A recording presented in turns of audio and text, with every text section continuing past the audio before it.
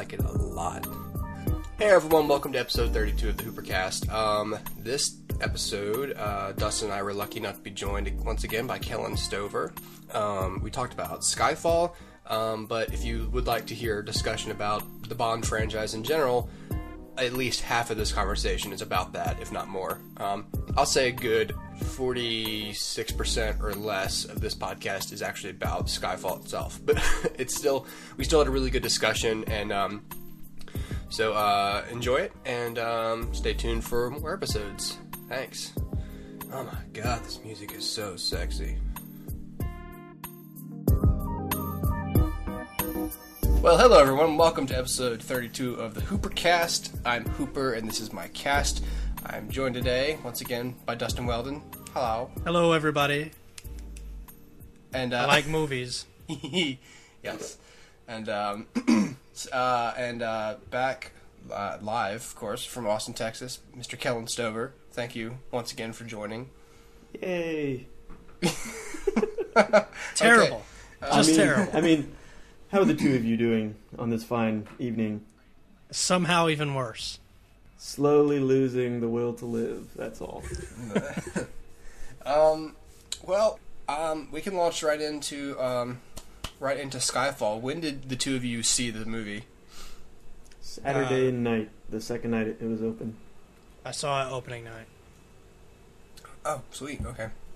I saw it last night at like 10 p.m. And You're a slacker.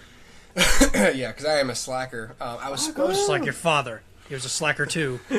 Don't talk about my father was a great man. There were supposed to be passes to go see it free last week, and so I was like, sweet, I didn't have to work that day, so I grabbed a couple of them, and I showed up on time, and it was like full. I was like, damn. It's just like being in an airport and they overbooked a flight, and everyone who got in there had got in early, and it was full, and I was like, okay then.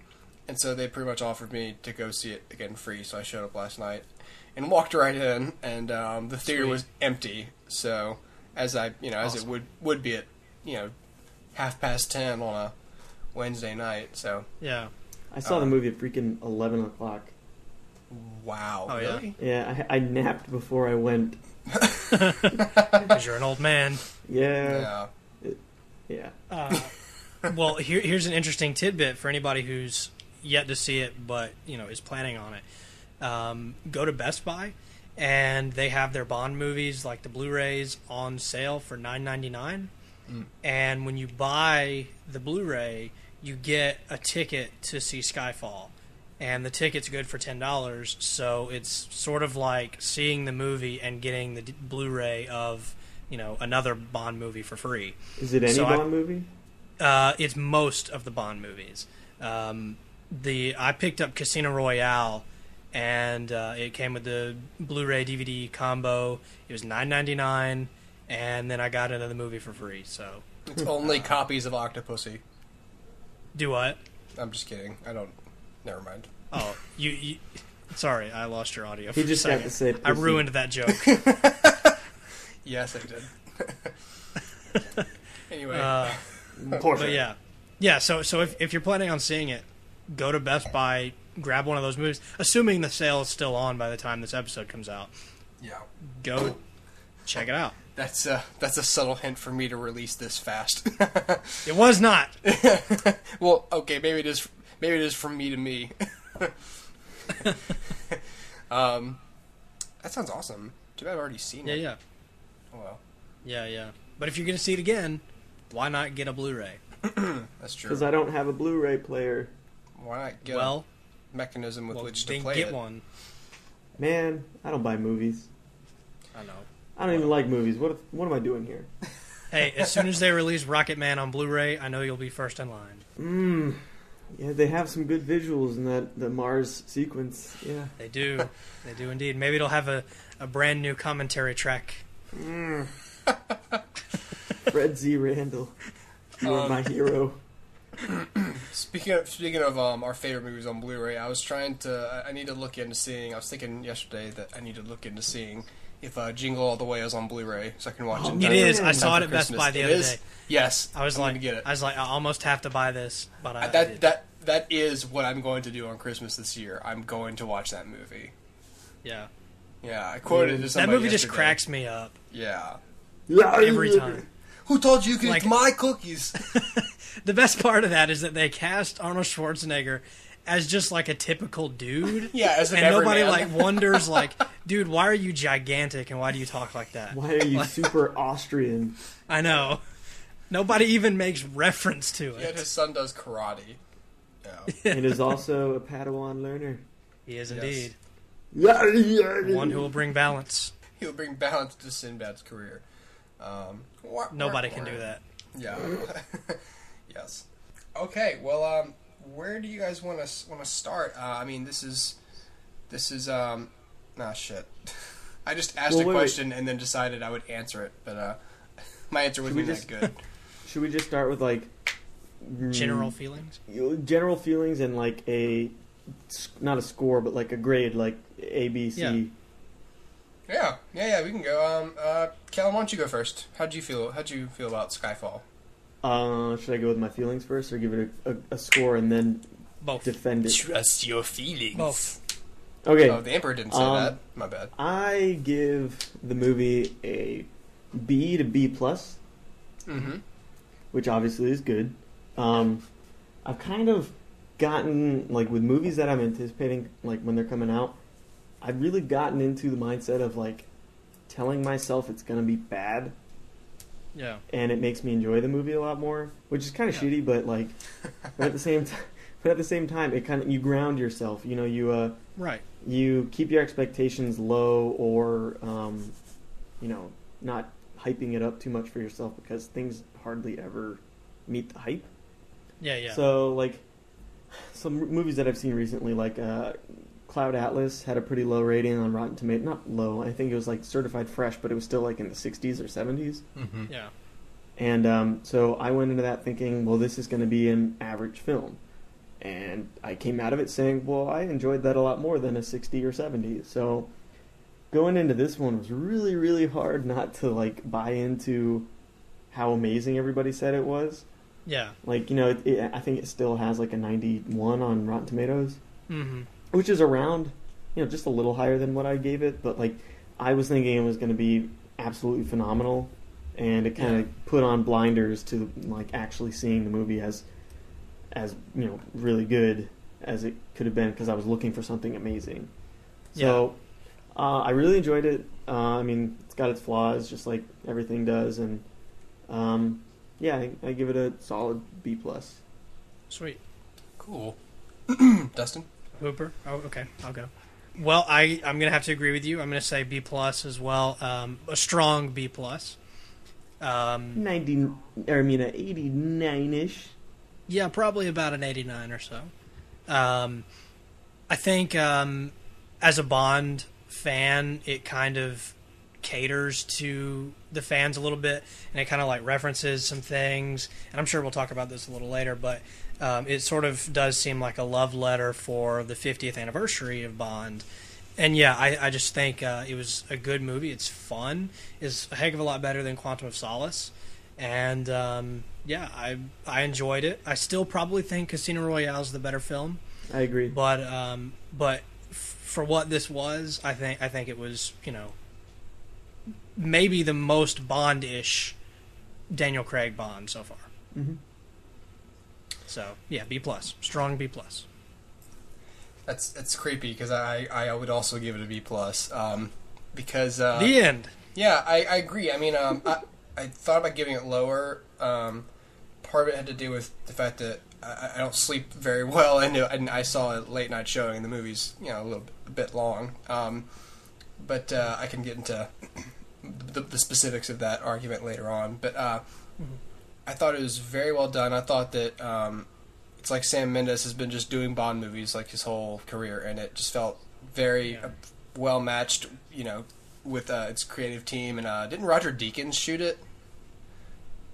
I think Roger Deakins shot it. That is a good question. Okay. Yeah, I'm pretty sure Roger Deakins shot it, and it really shows, because the film is just, the cinematography is amazing.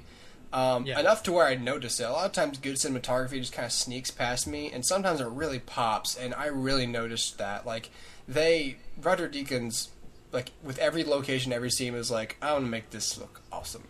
And he just, it looks great, and I thought the acting was really strong, and I thought the story was really strong, and it sort of dragged in the middle for me a little bit, but part of that I have to attribute to just it being late and me being a little tired. I was reasonably alert when I saw it, but I guess I also have to mention that because if it's like a, I think the movie is, hold on, I timed it last night. The movie is 2 hours and roughly 2 hours 15 minutes. It's not that much over 2 hours, but it's definitely a full length movie, and depending on your attention span, it might drag a little bit. That did not hurt it for me. Like, the movie still finishes strong. I think it finishes in a very unique fashion, like unique to the other films, and or at least the ones I've seen. Just makes it different and a lot more of a personal story. But at the same time calling back to previous, films and kind of putting a few things into place for future films. So I thought, I got goosebumps at the end. I thought it was just amazing. As did I. Yeah. Solid B+. I agree. I still like Casino Royale more because I just love Casino Royale. Casino Royale knocked me off my feet. I don't remember Quantum of Solace. I just remember John falling asleep. Yeah, I remember John falling asleep, and if I remember correctly, Quantum of Solace, didn't the bad guy have the plan to like dam up some water and then sell the water? It was pretty much raising the price of water in like Ecuador or something. It was like, which is so God. Who came up with that? In Bond movies, they're supposed to be like, and there's a gigantic spacecraft, and we're going to take over the world. Yeah, well, it's one thing to say, like, it's different from the normal, like, save the world stakes, but so was Skyfall, but I thought it was awesome in how local it was. Well, I agree. That's one of the things I want to talk about. Well, and we can talk about that a little more in spoilers, but I feel like it's personal, but yet it still has large-scale implications of Bond succeeding or not succeeding. And that's the same way with Casino Royale, too. Right. It's very much a personal conflict. Yeah. And I just think they dove really well. Like, I think it was good of them to dive into, sort of personal history and sort of establish certain things about James Bond rather than leaving them ambiguous. Whereas, of course, now, in this one, it's not really a spoiler to tell you that they clearly address that James Bond is in fact this man's name. It's not a code name that they pass on from agent to agent. James Bond was born James Bond. He has a father named, Yeah, I didn't even know that was a theory. I just heard about that. Yeah. Well, see, but it's not really a theory. Like, if you've seen Bond movies, that's not the case. Yeah, like Roger Moore going to Tracy's grave. Even though that was in a and George Lazenby. Lazenby. And there's clearly a link between these things. Yeah, I just thought everybody knew that it was like just a conceit to the longevity of the franchise that they have to replace the person, they have to update the era. Like it's.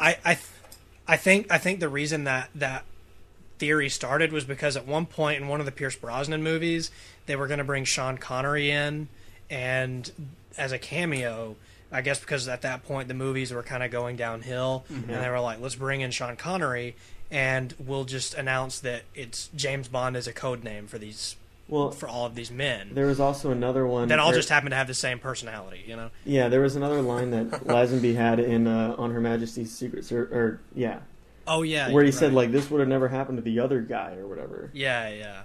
I think that was his first line in the movie. Yeah, something like that. People were like, "Oh, it's a different guy." Yeah, that was just sort of like a break the fourth wall joke. Yeah, a wink and that and a movie nod. was such a weird one for the guy to have that be a one-off where he just spends the whole movie macking on a bunch of chicks in like a mountaintop resort. Yeah, but dude, that's such a good movie. Though. I know, but it's so weird. It's so crazy.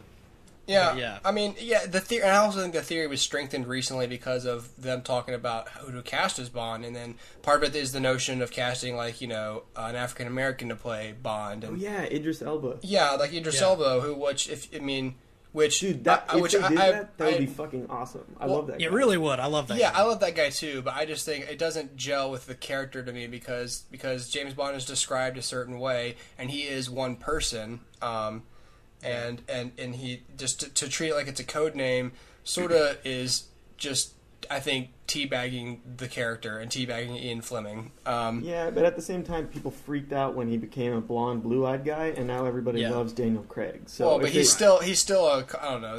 That's not so much changing. I can go with hair color changing. It's a little different when you're changing. I don't know, but Dustin and I have had this discussion before on the podcast. But I think that the point is that like. I never liked the idea of it being a code name. I thought that's interesting, but it doesn't really.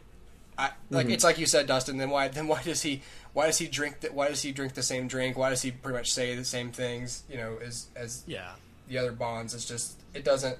I think someone was pointing out. I can't remember if I couldn't tell if they were joking or not on another podcast. But they're like, well, then how come with each movie like technology is brand new and politics and technology seemed to have advanced, but the actors haven't aged. I'm like, shut up. They have to recast them. You just have to let that stuff go. They're still movies. You have to recast. Superman's Superman's been played by different people. Are there different Supermans? No. Yeah. Yeah, exactly. I think what throws people though is the noticeable change in like scenery and in actors and in all this kind of stuff. And I think a lot of people can't help but think about that. And like for me, if I'm watching GoldenEye, I can say, oh yeah, the stuff that happened in From Russia with Love, it still happened. Maybe it just like the general plot still happened, but like some of the scenarios may be a little different now, but they're still memories of his. You know what I mean? Yeah. And Connor, that was a really good point because nobody looks at like Batman from the 30s, or wasn't he around in the 30s? 40s? He was created in 39, so the serials were in the 50s. Yeah, so like nobody looks at like the 40s comics or maybe even the animated series where it's obviously like this weird mishmash of chronology and stuff, and then looks at the Christopher Nolan Batmans and says that's a different Bruce Wayne. It's just a character that like transcends time. Yeah, exactly. Which nobody makes that argument about Batman. Why is everybody bitching about James Bond? Right, and the whole, I mean, if you're going to reboot or just recast something, I mean, especially with James Bond, like the movies have always reflected what's current, roughly, especially with technology and, technology advances forward, particularly with like gadgets and just things that Bond uses. They've always wanted to be current or just make the movies relatable to what's going on then, because they always have something to say about the world in which they're being filmed in. So, and I think there's a lot of people that think Casino Royale is a prequel to Dr. No. Yeah. And while we're on the subject of chronology and whatnot, I think what we're to assume about the Bond movies is that everything between Dr. No and Casino Royale is one universe, and then Casino Royale started a new one. Wait. So I had a question. I thought Casino Royale was supposed to be the very, very first. Wasn't it the first book that was written by Ian Fleming? Yes. And it took place right after he got his 00 status. Right. But I don't think we're supposed to assume that Daniel Craig's is a prequel to Dr. No. I think it's an alternate universe. Mm-hmm. Like this is the start of a brand new saga. Yeah. And so I don't think in other words, I don't think that when Daniel Craig is done, we're going to lead into Dr. No, because we're going to just keep going the way that we're going. I just think this is sort of like phase 2, if you will. Okay, so question. Okay. It's very obvious that Casino Royale and Quantum of Solace were a two-parter, as stinky and crummy as the second part was. Mm-hmm. Now that you say that, like, say the difference between Casino Royale and Dr. No is a different universe, do you think that this third Bond movie, which makes no mention or direct association with the previous two, is supposed to be a continuation of the two? Or can it also be just its own little thing? I think it's both. I mean, the movies have never usually made direct reference to previous films, though, have they? Not often. I mean, just like a vague reference here and there. Right. Yeah. But I mean, when you think about someone like the villain Blofeld, who appears in like 4 or 5 different movies, that's an obvious sort of thing that carries on. And even between Bonds too. because I think we first see him in From Russia with Love, which is a Sean Connery, or maybe it's Goldfinger, I can't remember which. And then we see him again in A Lazenby, and then again in Roger Moore. So anyway, but the point is, I think these three are, supposed to be together. They're supposed to be together. They're continuations of the story, but it just so happens that this day that we just watched doesn't really refer back to the other days. You know what I mean? Yeah. Which, not to backstep, but I just want to show my contempt for Roger Moore's Bond, that villain that spans 3 different actors of James Bond gets killed by being dropped off a helicopter into a smokestack. Yeah. I don't really care for Roger Moore's Bond either. I think he's way overrated. He was 58 or 48 or 58 when he stopped the role. Yeah, by the end, yeah. God. And I think he's way overrated, but and keep in mind the series got really goofy with him too. Yeah, it can't be. But I also think the same thing about Pierce Brosnan. Like, as strong as he started, the series really went downhill. Yeah, exactly. The series just went crazy after that, and so any good feeling I have about Pierce Brosnan is completely overshadowed by that. He also, whenever he would get hurt, would always go. He did all the time. He'd jump and grab like the bar, the what do you call it? The skiff of a What's it? That hangs off a helicopter and then. Yeah, something like that. He jumped on that at the end of Goldeneye. Yeah. You always see his cheeks blow out and little spittle chunks. Oh man. Well, hey guys, I'm gonna have to take a pause real quick. Okay. I gotta go get something to drink because my throat is killing me. Sure. Are you leaving your recording on, Dustin? Yeah, it's gonna roll. Okay, I'm gonna let mine roll. I got to get up for a second too. I'll be right back, Kellan. Well, shit. Okay. Sorry. You're alone, Kellan. Hold down the fort. I'm so lonely. Nobody likes me. Ooh. Ooh. Ooh. Will you be my friend? Back to Skyfall itself. Should we go into like not nitpicking, but like things we didn't like? And when is the spoiler alert? That's the thing. Like, I want to talk about it, but it's hard to I hate it. Sometimes it just takes a while to review it spoiler free. I want to, but I mean, I think we gave our. Do you think our general opinions are enough to do it for the non spoiler part and just to talk about? I mean, somebody should probably give a synopsis real quick, and then we'll move into spoiler territory. Could you do that? I don't have it pulled up. Do you have it pulled up somewhere? I nominate Dustin. Do. I'm on IMDb right now. Okay, do you want to do it? Sure. Okay. James Bond has sex with a woman. The end. 3 women. All right, so Skyfall is the newest Bond film, the 3rd outing for Daniel Craig, and the basic storyline here is that Bond's mission is to keep a computer drive that has a list of British agents from being used against the MI6. He chases a man who has it, and they have a brawl on top of a train. The man gets away, and a few months later, the British government is upset with MI6 for losing the list, and specifically with M, and she's told that she'll be allowed to retire, but she refuses to leave until the matter is resolved. So she returns to headquarters to work on it, but when she arrives, Crap, this is all spoilers. Okay. Wait, how do you do this? How about this? All right. So this unknown villain gets hold of this hard drive, which causes an uproar when this isn't a spoiler. Okay, when the first 5 names on the list are exposed through, oddly enough, a YouTube video. Yeah. And so basically, it becomes public that this list has been lost, and it calls into question amongst the British people and I guess not Parliament, but the government. Yeah, the government, that MI6 is like a relic of the Cold War and espionage. Everything needs to be more transparent. And there's while James Bond is trying to find out the culprit, there's this whole theme of basically not trusting the secretiveness of the government and its operations. So you're supposed to there's supposed to be that kind of theme going on. With that, the movie sort of shows why Bond is still relevant because, right. Because and that's part of what rebooting these movies is doing, because the character itself, at least as portrayed in the films before Daniel Craig, the character itself is sort of outdated.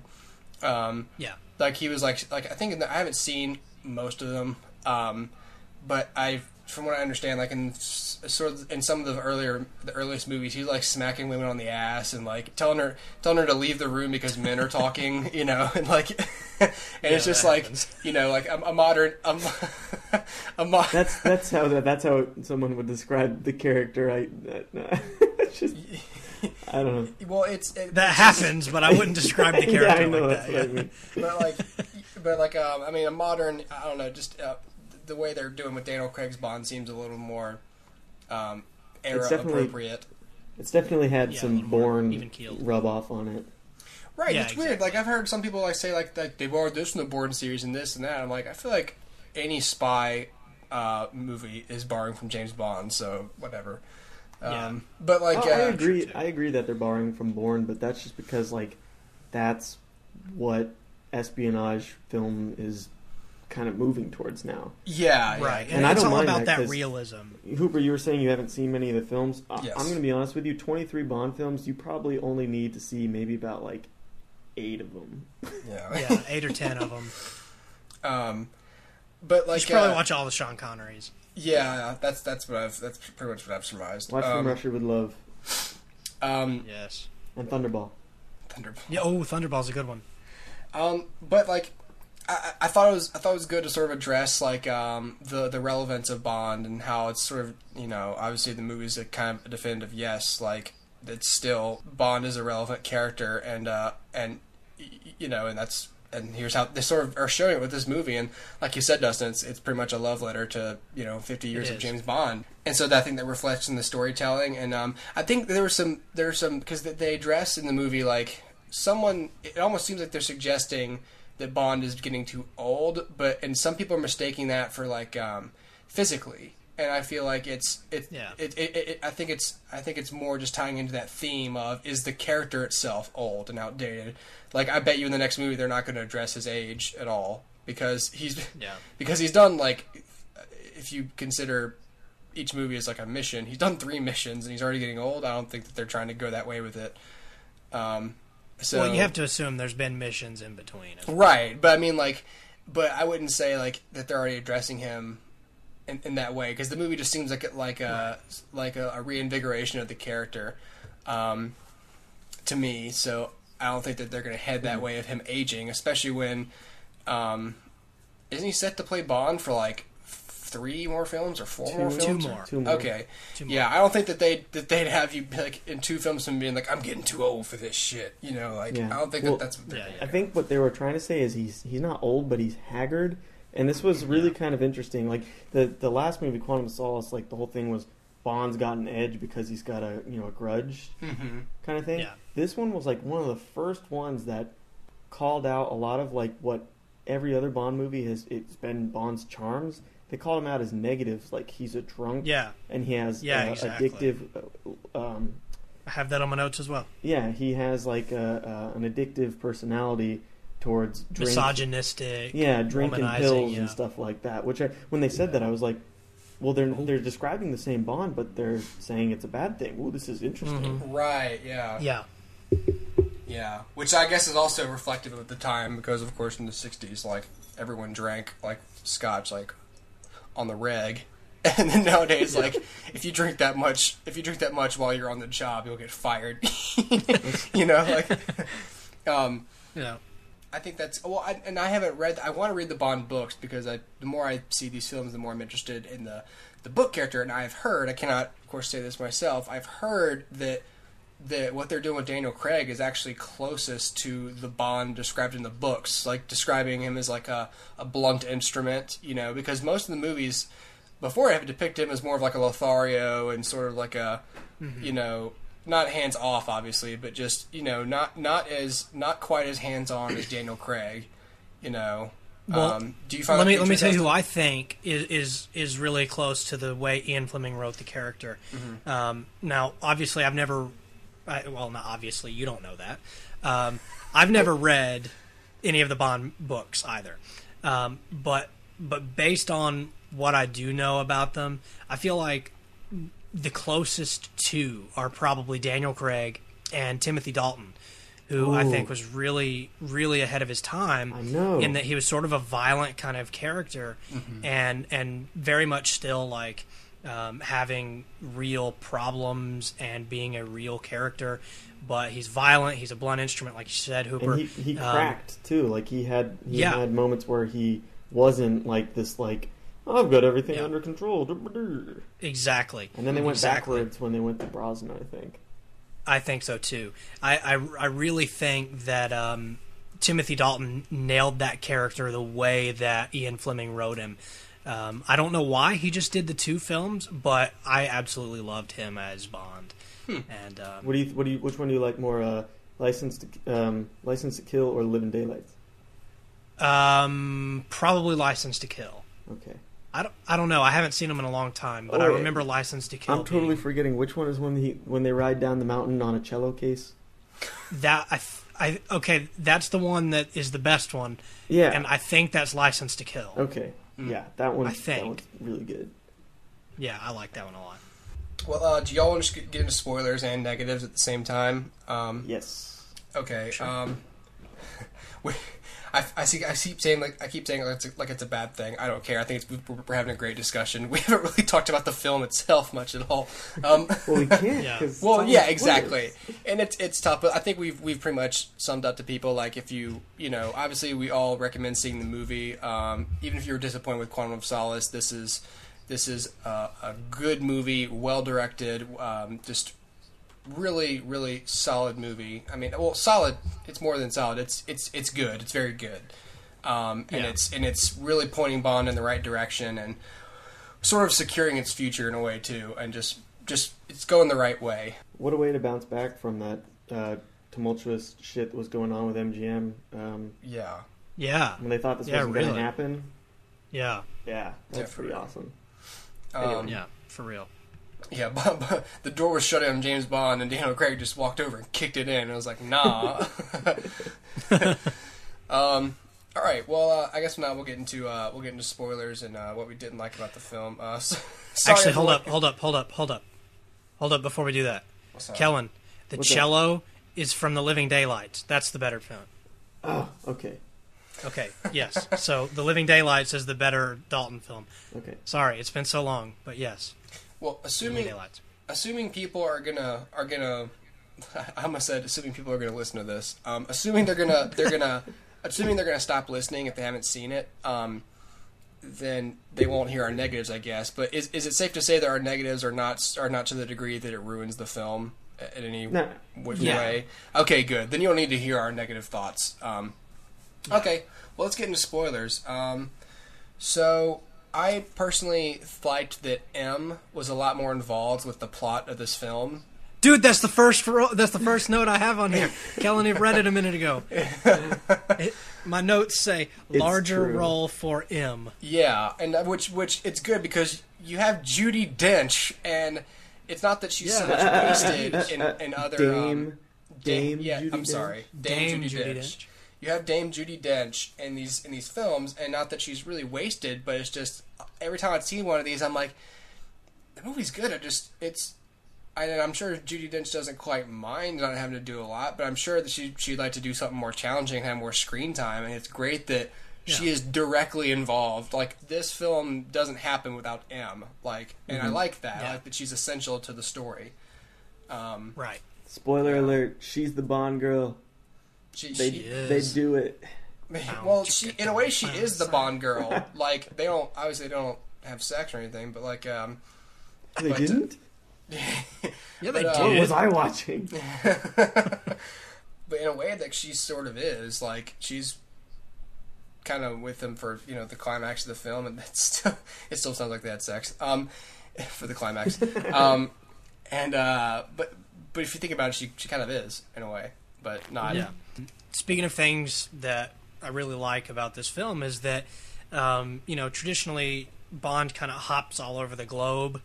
And this was very much sort of a story set in England. Mm-hmm. And it made him seem, I don't know, a little homier or something, you know what I'm talking about? Yeah. Like he's protecting his own kind of thing. Right, exactly. And so, don't get me wrong, he does go other places, but it very much feels like a personal story to have him in London, and it's London that's in trouble. Mm-hmm. And so, yeah, I really liked that as well. Well, who wants to give the first negative thought? Me. Okay. Because it's only because they're like I'm working while talking to keep them at the forefront of my mind because I haven't written them down. Right. Yeah.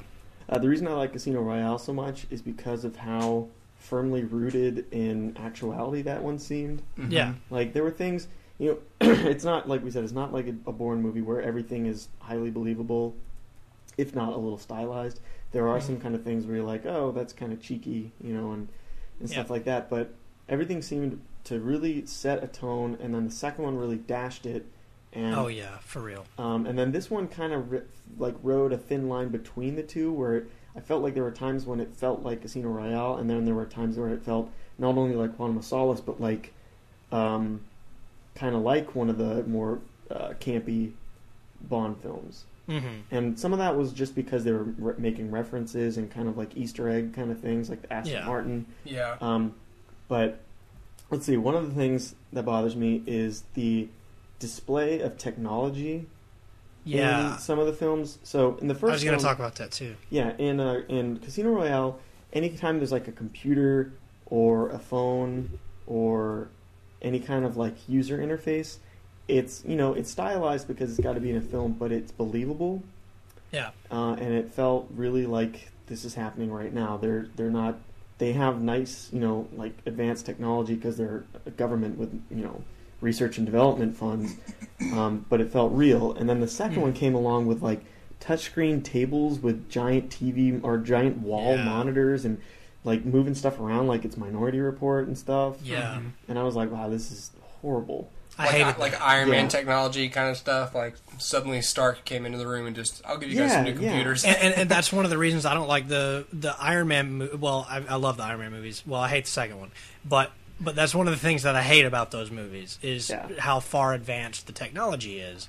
Huh. I kind of like that about it, but obviously they're based on like comic books, and so I can accept that a little more. But yeah, in James Bond, it definitely is just like, well, especially like with what I said with them sort of being relatively contemporary, with at least the style of technology, to make it to go that far, advanced with technology is almost like, well, wait, we don't have anything remotely like that right now.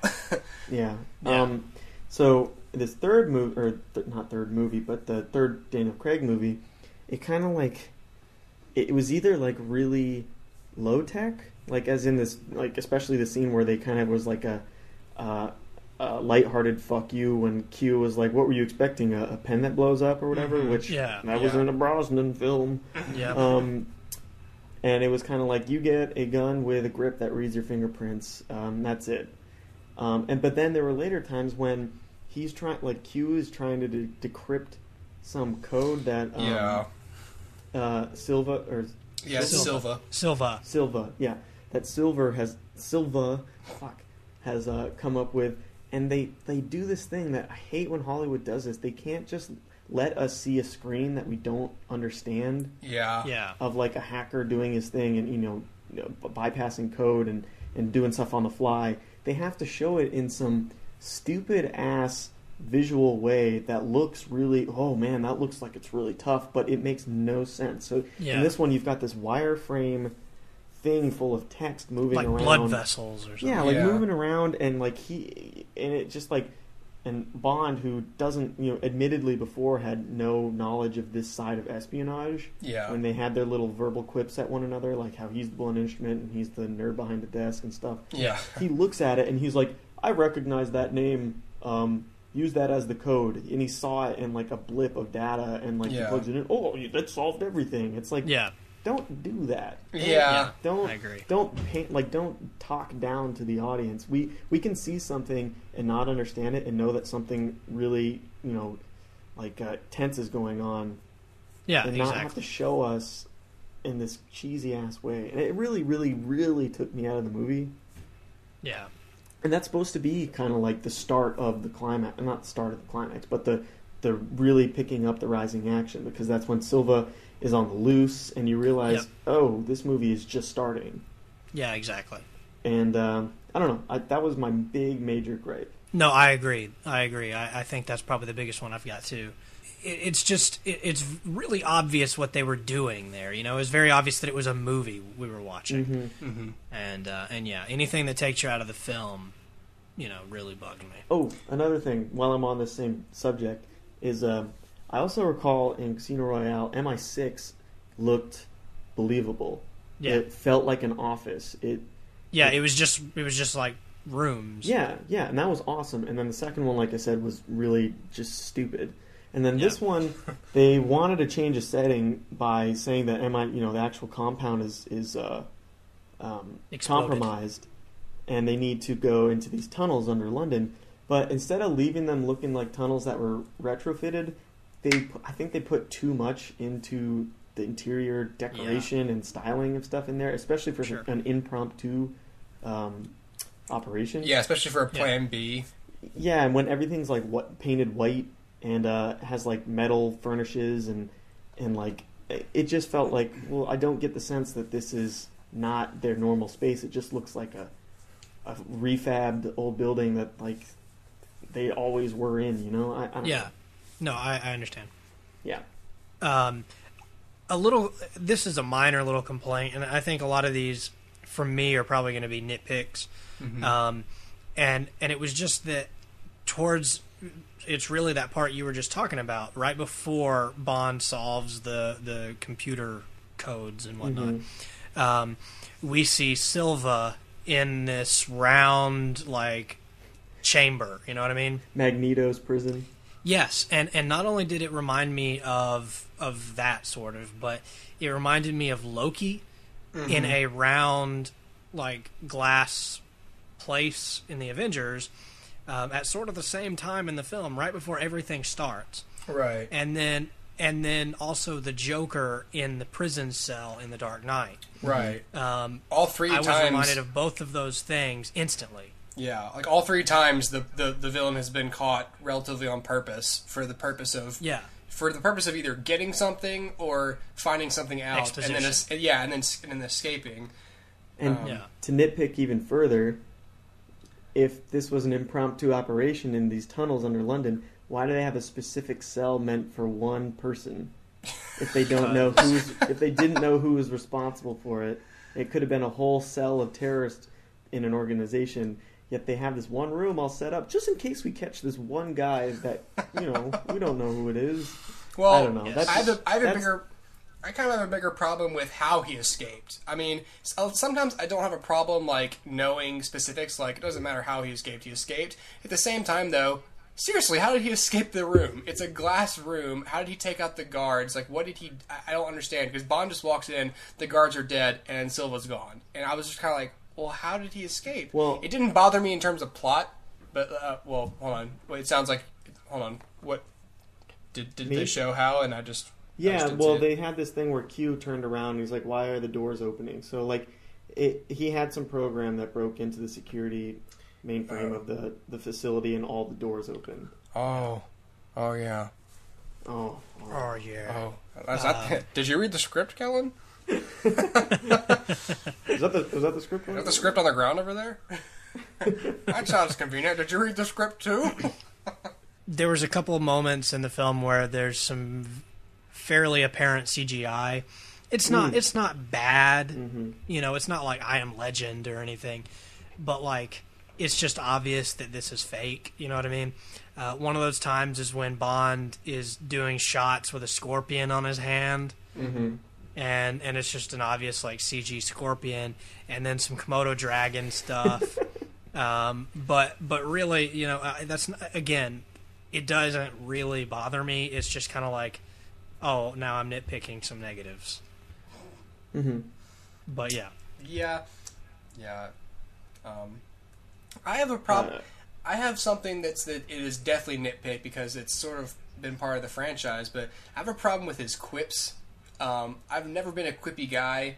Aw. And I know, but hold on, it's not that bad because I think that they are appropriate in this movie because it can still be true to the character without being unbelievable. Because I'm pretty sure anytime he does a quip in this film, something fairly dangerous happens, but it's better than him like quipping when he's like saying some pun when he's killed a guy. Because I feel like one of the things these movies and all movies should really keep an eye on is to not trivialize death, which previous Bond films have done because, to an extent, I don't like him snapping a guy's neck and saying like tough break, like fuck you, like shut up, like I don't know, I don't like it. I'm going to disagree with you there. Okay. One of my favorite moments in the franchise, I can't remember if it's Thunderball, I can't remember, but anyway, Bond is on a beach and with this girl, and then but it's a Sean Connery movie, I know that. And this guy comes out of the ocean. He's a bad guy, and he's like, "I'm gonna kill Bond now." And so this guy he's in scuba gear or whatever, and he comes out of the ocean. For whatever reason, Bond has a harpoon there, and he just javelins this guy right in the chest and kills him. And then the girl's like, "Oh my," or something, and he's like, and he goes, "Looks like you got the point." And that's one of my favorite moments. Just because it's so goofy, but it's so awesome at the exact same time. So I'm going to have to really disagree with you there, Hoover. I love the quips. These are bad guys. If they die, they die. I don't care. It's hilarious. Okay, I learned something from this film. I learned that if you sneak onto someone's boat and creep up on them in the shower, they will have sex with you. Yes, I learned that as well. For real, I'm surprised you didn't turn and be like, "Oh my god!" No, you should have heard the laughs in the theater. Oh man, I know it's supposed to be oh, that Bond or whatever, but when you just see him creep up behind her like a rapist, but you know it's James Bond. You're like, it's James Bond rapist. What? I don't know what to do but laugh. And she's like, "Oh hi, you're on my boat. Let's do it." Well, I thought I must have missed something when that happened. Yeah. Well, apparently I did too. Apparently, when the guy comes onto the boat and says, "Ma'am, we're leaving" or whatever, in the background out the window you can see Bond like a shadow jump onto the boat, and really? She sees it and knows he's there. Apparently. Okay, well I missed that. Wow, I thought maybe because if you remember, she goes over to the mirror or whatever. I thought maybe you could see him in the mirror, and I just missed it. And so anyway, I'll admit I didn't really think anything of it when it happened because I was like, obviously I missed something because that's too weird for it to just happen. Yeah. But yeah, if it just happened, that is really weird. Well, I just thought he was creeping. I was like, well, I'm just gonna look the other way on this. Yeah. Yeah. Okay. I feel like I have two more things and then I think I'm done. Okay. One thing was, and this isn't a fault of the film, because I can't say, it didn't happen the way I wanted it to happen, because it was still good. When he got on the abandoned island off the coast of China, that Silva had set up as, a home base, after he, caused a fake radiation scare to basically evacuate the whole place so he could have it to himself, I was, really excited. I was like, oh, shoot, this is awesome. There's only a couple of guys and it's only Bond. It's going to turn into the man with the golden gun kind of thing. Yeah. With this island playground for action set pieces between him and this one guy. And I was like, and this is early in the film, so this is where he's going to be for all this stuff going down. And then boom, the who you thought was the Bond girl gets killed almost immediately. Mm-hmm. Boom, Silva gets caught and they're off the island. And I was like, whoa, totally blew the wind out of the sails. I felt after that and before he escaped from MI6 was just a screeching halt in my adrenaline in the movie. Yeah. And yeah, I can see that. I liked where it picked itself up after that and where it went, but I have to say during the middle of the movie I was like, fuck man, I really wanted that to happen. Yeah. I just kind of saw it as like, okay, here's the generic like Bond villain lair or whatever, and now that you mention it, yeah, that would have been freaking awesome to have some cool like action sequences up there. It's like Scaramanga running around. Yeah, but in the movie I didn't think about it. But yeah, now that I think about it, holy crap, that would have been awesome. Yeah. Like a deserted island with like tricycles like turned in the streets. Like, dude, that would have been epic. They didn't do as much with that as they could have. Yeah, which by the way, one of the nitpicks I want to make is of the girl's death there. I thought she was going to play a bigger role in the film, and then like all of a sudden she's just dead. But unless I missed it, there wasn't like a real confirmation of death there. It was just kind of like boom, and then she's just kind of like slumped over. Like I don't remember seeing any blood or anything. She got shot in the gut with a big musket ball, so... Yeah. Well, and they did that with a few deaths where, like, you didn't actually see, like, a point of impact, or, like, they sort of shied away from, I guess, graphic kills, it seemed like. Yeah. It's not really a nitpick, I noticed that with other deaths in the movie, yeah. But that's what I'm talking about with, like, I think that's the only one that trivialized a death, because, like, he just had this romantic encounter with this woman, and then she dies, and he's like, that's a waste of good scotch. And I'm like... She's dead. She is dead, but whatever. Maybe she wasn't that good in bed. It was just one of his conquests. He should have. Yeah. It's like, well, she's looking at him like while he's about to fire the pistol, like, maybe if you were better, I'd be a better shot. Oh well, tie up some loose ends. Yeah. That's terrible. He would never kill her. Or let her die. Okay, maybe this one will be a catalyst. I have one last one. Okay. I really don't like it when they try to make a supervillain seem incredibly intelligent just by how well planned out he has things. But the thing that's well planned out is something he never could have known. And this is another thing that really pulled me out of the movie because I started like overanalyzing it. Which it deserves analysis, but like not to the point where it pulled me out of like the biggest chase scene in the movie. Bond catches up to Silva as he's climbing a ladder out of these sewers. Yeah. Actually, more like tunnels under London. And first of all, Bond tries to shoot him, and not only does he miss with his 2 shots, he somehow hits the ladder, which is like the smallest target. Yeah. Like on both shots.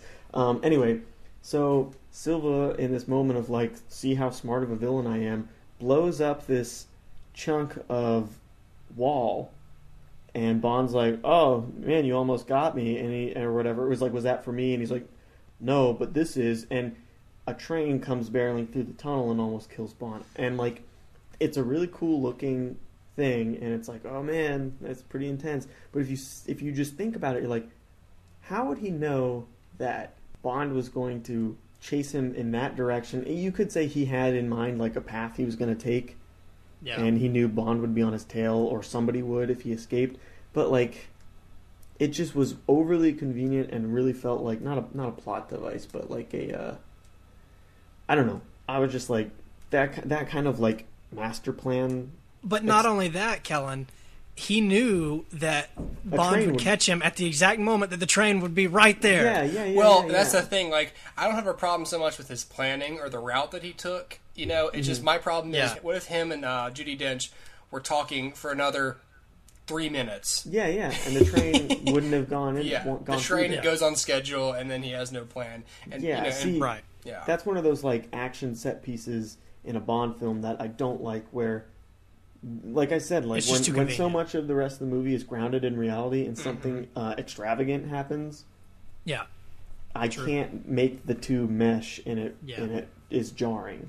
Well, I agree with you. And you actually brought up another one of my nitpicks that I didn't write down, but I think deserves to be talked about, because maybe you guys are going to disagree with me. I'm not sure. Throughout the film, after Bond is shot and falls off the train, which, by the way, this is the first Bond film where Bond is shot. Oh, he gets shot in the first couple minutes of the movie. That was awesome. Yeah, that was cool. All right, so he gets shot. And he falls in the ocean and whatnot. Oh, wait. I was confused. I thought you were talking about when he was on the construction equipment. Construction equipment. Yeah, he gets shot with a shot machine in the shoulder. pistol. Yeah, the guy shoots him before he blocks. Oh, the well, shot. yeah. Well, yeah. That was awesome. But then, I was like, oh. But then she whoa. shoots him too. Yeah. And then, which, by the way, I don't think there was a gunshot wound for that one. Yeah, for real. I never understood that. Because the gunshot wound on his shoulder was from the bad guy. That's how they found the bad guy. Ooh, I have another thing after you're done. But okay, so here's the deal. Bond's shot, whatever. He comes back to MI6 after the explosion, and he's like, oh, okay, take all these tests and debrief and whatnot. So he's like taking all the tests to make sure he can still be an agent. And he's terrible with the gun. Like he can't shoot anything anymore, even though it's probably only been like a couple weeks or something. I don't know. Mm-hmm. But okay, so the guy can't shoot anymore. Okay, but then somewhere along the way, I don't know where, I was thinking there was going to be a big moment where Bond learns to shoot again, and it doesn't happen.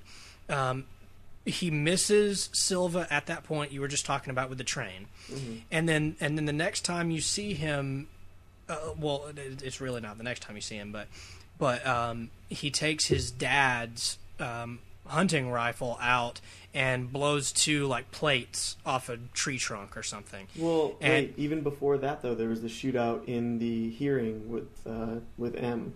Mm-hmm. Right? Yeah. He's shooting people there too. He shoots the. That's he has true. the aim to shoot the fire extinguishers. That's true. So my complaint is that there wasn't a proper conclusion to that storyline. Mm-hmm. It just kind of resolved itself. Yeah. There wasn't a big moment where oh crap, if I had just I guess maybe the moment where Silva was on the ladder was the big moment where holy crap, I need to get my junk together. Mm-hmm. But then there should have been not a Rocky training montage or something, but a moment where he's I can shoot now, and then the rest of the movie's cool. And there just wasn't that there wasn't a proper conclusion to it. It was just he can't, now he can. Mm-hmm. And I thought that was a little strange. Yeah, that's true. I didn't catch that or think about that. Hooper. Oh, it's not a nitpick. I had a subject I was going to open up, but you first. Oh, well, this one's really quick. Another thing, I seem like I have a lot of stuff wrong with the movie, but I still really enjoyed it. It's weird. Yeah, I know. Another thing is Bond.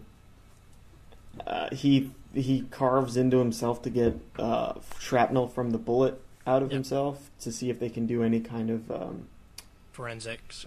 Forensics on it or whatever.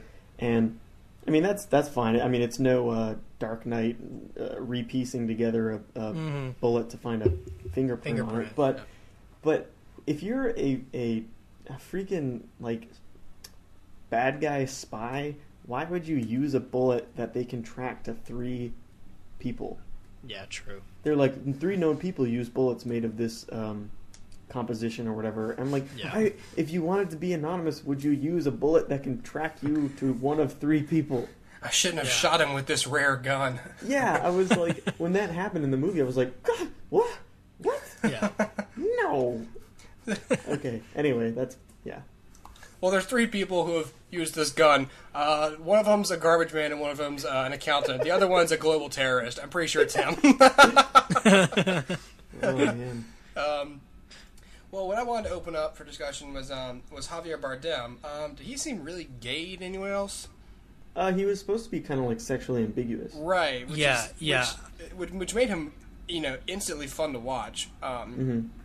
It just added a level of unease, I think, especially when he was teasing Bond all about that, and Bond was so quick on his feet. He's what makes you think it's my first time? Here's what I'll say about Silva. Well, okay, first off, Sam Mendes said that he has an idea of whether he's gay, of whether Silva is gay or not, but he's not going to say, and that really the only person with the concrete answer is Javier Bardem. Right. But I don't think it matters. I mean, no. I think all that was about was throwing Bond off his game. Mm-hmm. And he knew, okay, well, Bond is a womanizer, so let me throw this at him. And it's going to make him uncomfortable, and I'm going to have all the power in this conversation. And after Bond says, what makes you think it's my first time, Silva gets up and, stops doing that. Right. And it's because he knows I'm not getting the power this way. Let me try another way. And they go outside to shoot the girl. And so I don't think it's really whether. I mean, sure, you could read into it that maybe he's gay or bisexual or whatever, but I don't think it matters. I think all that matters is that he was trying to throw Bond off his game and he couldn't do it. Right. And then there are people that read into it like, oh, is Bond gay? But like, but again, I don't. That's why he has sex with all these women. Yes, exactly. But I think it was all about just showing Silva, like, you don't have the power here, like, you cannot get to me this way, and try again. And so then the guns come out. But yeah, no, Wait, was that a euphemism? Yes, it was. It's very much, just a power trip, and yeah, but Silva is a great villain and has the makings of a classic Bond villain because he has a disfigurement. Mm-hmm. I love that. Was awesome. I was like, oh, here's just some gay dude or whatever who likes to talk, and then he pulls his teeth out, and I'm like, oh snap! Now we got some Imhotep going on. What was up with like his? I know that like it was his whole story was like the cyanide, like ruined like his insides, but he didn't die. But what was up with that? Was that it? Yeah, he was trying to kill himself because he was caught, and his cyanide capsule that was in his molar didn't kill him; it just disfigured him. Yeah. Which I think in and of itself is sort of a reference to the classic Bond villains and the formula, really. Yeah. And I thought it was awesome. I won't name who it was, but one of the people I saw it with, after the movie was over and we were all talking about some part of the movie, he was like, yeah, and then there was the part where Jaws was blah, blah, blah, blah, blah, and I was like, Jaws? And he's like, yeah, that was Jaws. I was like, no, it wasn't. I was like, yeah, did you see his mouth? And I was like, yeah, I saw his, like, crumbled up, nasty teeth that got eaten away by cyanide. He's like, no, it was Jaws. I was like, dude, that was not Jaws. He's no. He's like, oh, okay. No, but I know where he's coming from, though, because I did think of Jaws when he took the thing out. Mm-hmm. But no, it's not Jaws. I couldn't stop looking at his asymmetrical nose. That's just me. My thoughts about Javier Bardem, I'd written down that I thought he was a formidable villain. I did not really find him that intimidating. Like, I understood, like, his power. Well, his power and uniqueness as a villain, like, it's weird because I feel like I have to be afraid of them as a villain, like, to really call them intimidating. But, however, like, so he didn't scare me on a visceral level. I don't want to compare him to the Joker, but I remember being severely disturbed by the Joker. Like, this guy is nuts. But, like, Javier Bardem, but then, of course, he kind of brought it back for me. Just, now that I think about it, I don't really know why I wrote that down. But, like, he's definitely, like, talented and skilled and a security risk. But for a while, I didn't, because he played it so lighthearted and like conversational. That's what's creepy. Yeah, but again, but when you boil it down, it's creepy. But you see later in the film, like how unbalanced he is, because at the very end of it, when he's like in the chapel or the church with him, it's like he's pretty much like so close to like he's like concerned that she's been shot and wounded, and then like a half second later, he's like, let's kill each other, and like just like what's wrong with you? Like he's severely damaged by what happened to him and the betrayal he felt. Right. Yeah. Sure. And so that is a truly unique villain to me. So the movie has that going for it. Yeah. Actually, that just reminded me. Okay, now I have one last thing I didn't like. Okay. Go ahead. Someone, maybe you can tell me that I'm wrong or whatever, but the entire Home Alone vibe portion of the film, which everybody that I know that has seen it has had that same like joke. Yeah. I haven't. I did not. Whatever. I've heard it. The whole point of that was to get off the grid because everything has been compromised by Silva, and any amount of intelligence won't help because he'll know their next move. Yeah. So, and the whole idea was to keep M safe and to also lead him into a trap. Yeah. So the end of the movie was not as big a payoff because M fucking dies. Like the whole point was to keep her safe and to stop Silva, but she dies. I don't know. But I feel like the fact is they tried. Like, in this war, there are going to be casualties in trying to protect, the queen and the throne and the country. There's going to have to be people that die, and I feel like ultimately there's the satisfaction of him having succeeded because Silva's dead, because the threat's neutralized, and because the country is safe. And the country's in good hands because we have a new M who we've seen to be on their side, and so I think that the payoff isn't that she would live, but rather that the country is safe. I guess I got the wrong vibe from why they were doing what they were doing, and I got the idea that it was to save M, to keep her safe, instead of just to stop him. Kind of, I don't know. Right. It just felt like when she died, I was like, well, you kind of failed, Bond. Yeah, because he was about to kill him. He was about to kill himself anyway. Yeah. So if he had just not burst in there, the same thing would have happened. Silva would have died. M would have died. Guess what happened? Silva died. M died. Yeah. And all that would have happened was the old man would have been like, "Oh shit, you're just like a minute too late." They totally just both shot themselves in the head, and then they would have just gone home, and everything would have been the same without Bond throwing a knife into Silva's back. Yeah. I think that was maybe what I was getting towards. Okay. Yeah. I see what you mean. Yeah. Well, can I talk about something that I really liked? Yes. Now that we're done with the dislikes. Sure. Sorry. No problem. I agree. I see where you're coming from. Yeah. All right. So I had a list in my head of things that I wanted to see in this movie. And some of these things were repeated from Quantum of Solace because they didn't happen in that movie. And on the list, there were two big things. One is I wanted to see Q, which I knew before going into this movie that we would. And the second was to see Bond finally be Bond. Because I feel like in the first movie, he's not experienced enough to be Bond. In the second movie, he's motivated by revenge, and he's holding this grudge, so he's still not Bond. He's not emotionally detached. And then in this movie, I feel like we did get to see Bond finally be Bond. Granted, he's still not as emotionally detached as usual, but I think that kind of works for this Bond.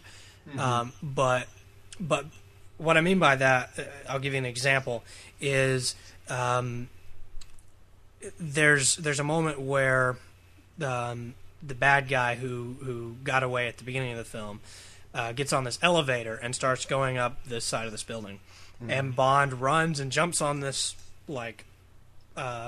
he grabs hold of his ledge or whatever on the bottom of the elevator and hangs on from the bottom, and that to me was classic Bond. And because in the previous two films, he would have just smashed through the glass panel and beat the guy's brains out on the wall or something. And then this one, he took his time, and he was like, let me wait for an opening. Let me do some cool, spy theatrics, and, hold on to this pole, even though I don't know how far we're going up. It could be 3 floors. It could be 100. I don't know. Let me hold on. It ends up being 1,000. Yeah, and dude's like, well, okay, if I drop now, I'm dead. So and so anyway, he holds on. Spoiler alert! And he gets up there, and then even when he sees the guy setting up his junk, he doesn't bust through a billion windows. What I thought was going to happen was that was all glass. I thought he was just going to shoot the glass and run through it and shatter everything. Yeah.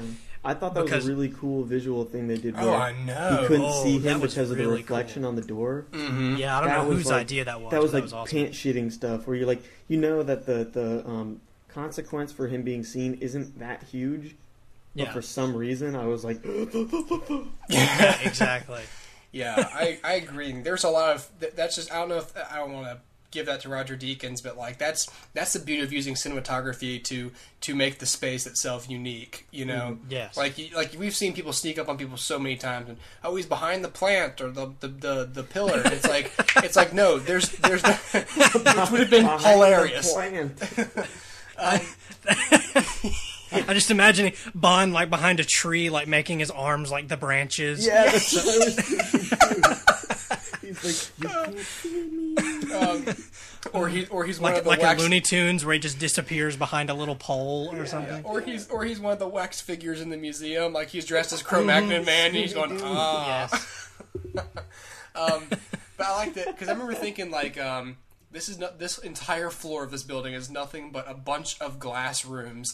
Like there is nowhere to hide, and then of course when he's not really closing doors softly, it's sort of just letting them shut behind him. I'm like, oh no, dude! And then when the guy turns around, I was like, you're so caught. But that thing happened, and I was like, that was really well done, and it was really well shot, and it made sense to me, and that was. It was cool, and not to mention that like most of their fight is like silhouetted because of that same light display.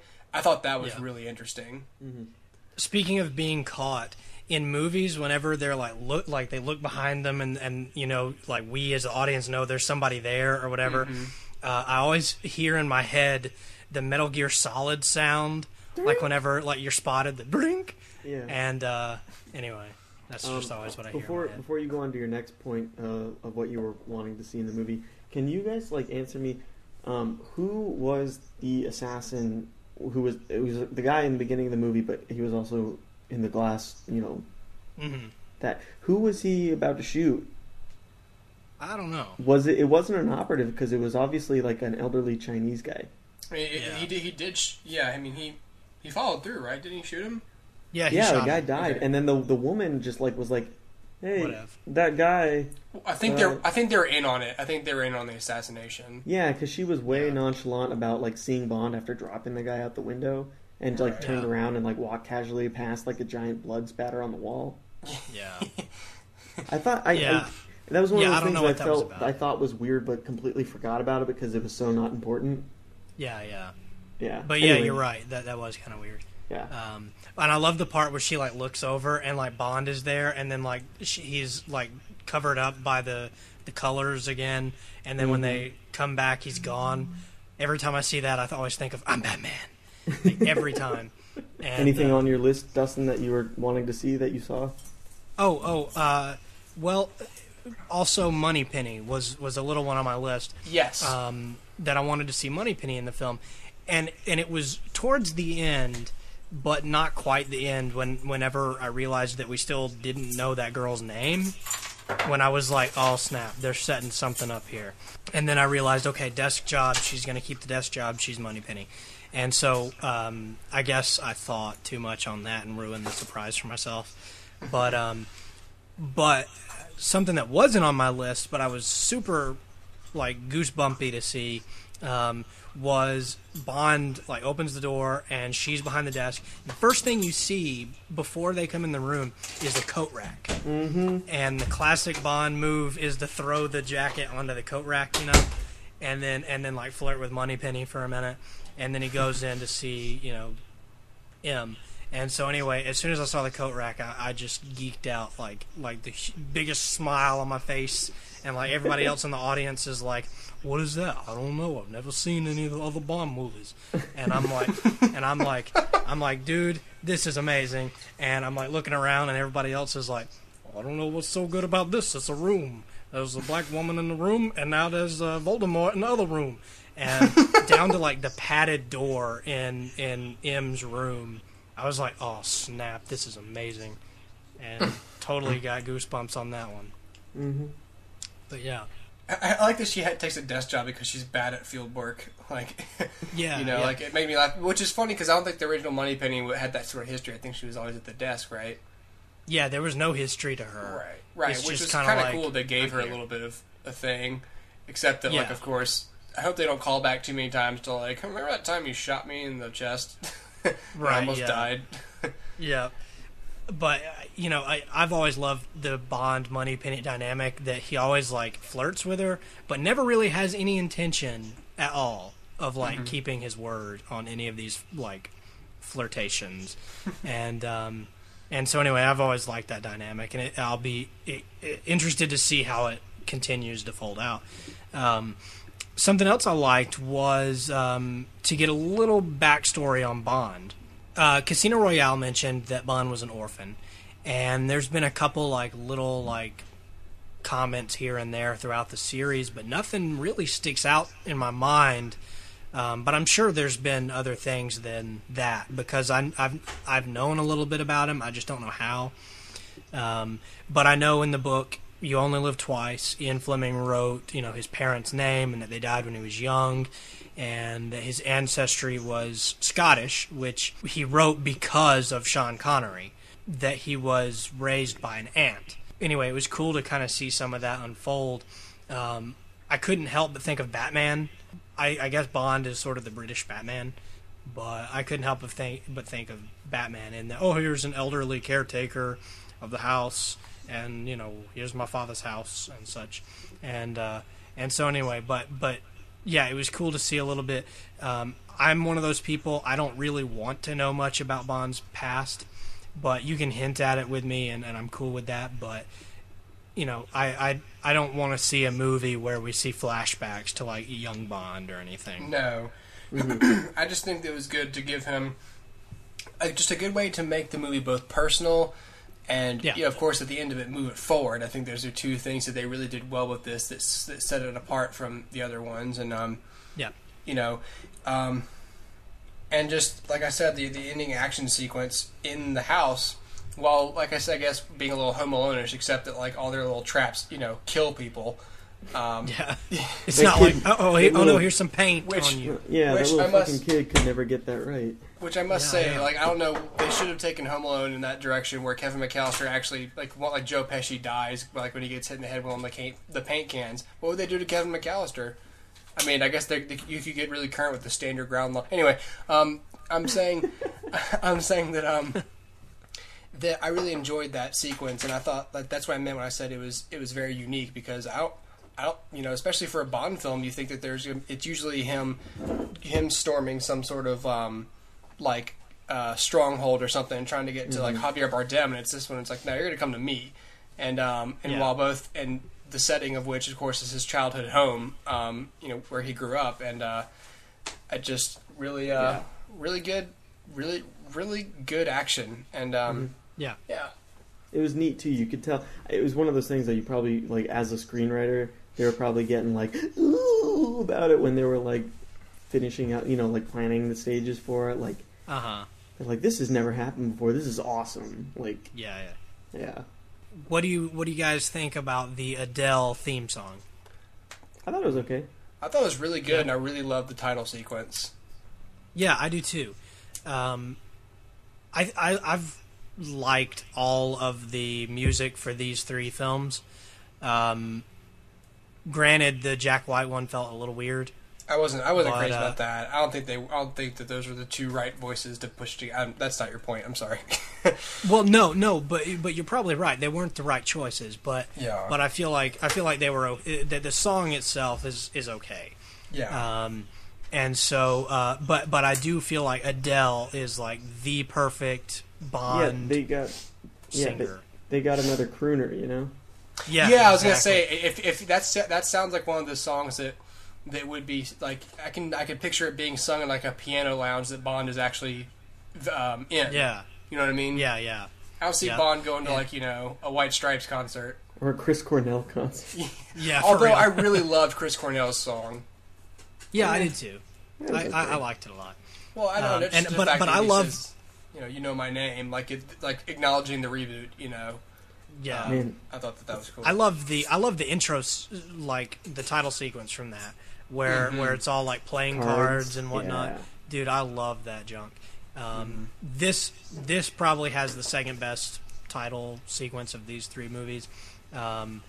But yeah, I think Adele is perfectly like the perfect fit for Bond, and she should probably just do all the Bond themes from here on out until she dies. When's the last time they had a British musician do it's been a long time. Yeah. Like I don't even know. It's been a long time. A lot of Garbage and Madonna and stuff between there. Wait, wasn't it Yeah, Hole? really. Tina Turner. Oh, it was Garbage. You're right, not Hole. Garbage. Yeah. Garbage did The World Is Not Enough. Yeah. But no, I think it's a great thing. In the similar vein, do you guys have a favorite Bond theme of all time? I haven't heard enough of them, to be honest. I'd say Diamonds Are Forever is pretty great. Yeah, I like that. Well, Live and Let Die is good, but the movie's so bad that it kind of sours the song. Dude, I love Live and Let Die. Don't even say that. The movie or the song? Both. Oh, I don't like that one. Oh man, I thought that was really good. That's one of the stronger Roger Moore movies. See, I like that song, but I don't like it as a Bond theme. Just like I like the Jack White and Alicia Keys song, but I don't like it as a Bond theme. Yeah. Right. See, if I had to pick a favorite song, I'm definitely going to have to go with Live and Let Die. Oh, okay. But as far as a favorite Bond theme, then I'm probably going to either go with Goldfinger or From Russia with Love. From Russia with Love was cool because in the film it was played over the title sequence,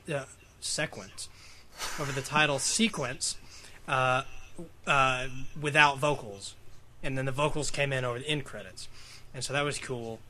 But and then On Her Majesty's Secret Service was cool too. It was just an instrumental. I remember for some reason when I was like younger, The World Is Not Enough kind of stuck with me, but not because it was a good song. I don't know, maybe because I saw the movie a bunch of times. Yet, of course, I don't remember a thing about it. Which is odd. When I see a movie repeatedly, it usually sticks. But whatever. Yeah. Which Bond theme was it that Louis Armstrong did? Oof, I don't know. That's obscure. Hold on, I gotta figure this out now. But that one was weird. James Bond. James Bond. He's got a gun and he's shooting some bitches. It was We Have All the Time in the World. Oh, I guess it was from On Her Majesty's Secret Service, but it wasn't like the intro, like the title sequence song. It must have been over the end credits. But yeah, it was like, we have all the time in the world. And it was hilarious. Well, I'm glad we all really liked the film. That's good to, kind of good to sort of have similar opinions on that. But we didn't get to have an argument. Yeah. We had very similar nitpicks even. Mm-hmm. Yeah. Well, yeah, I mean, I guess this was good. We should keep doing these whenever we can. Okay, well, thank you guys both for talking to me. Yeah. Mm-hmm. And, I guess until next time. Keep hooping. I'll talk to you guys later then. All right. Yeah, sounds good. Bye-bye. All right, bye-bye. Bye. Stay hooping. All right. I'm rolling again. All right, hang on. And he just goes, oh, Starscream, and like all this oil comes out. It's like I always told, I can't remember if I've said this before, maybe to you, Dustin, but I felt like it's like Megatron stumbling out of a bar and just like throwing up like, oh, Starscream, call me a cab, please. James! James! Oh! There was an epic echo when Kellan did that. So I heard, James, James, James, James. It was hilarious. There's always an epic echo when James Cagney's around. Yes. Shoving cake. Oh my god. Connor. Oh god. What it's doing. Turn it off. What it's doing is every like couple of seconds it adds another echo. You're at like 5 or 6 echoes right now. Oh my god.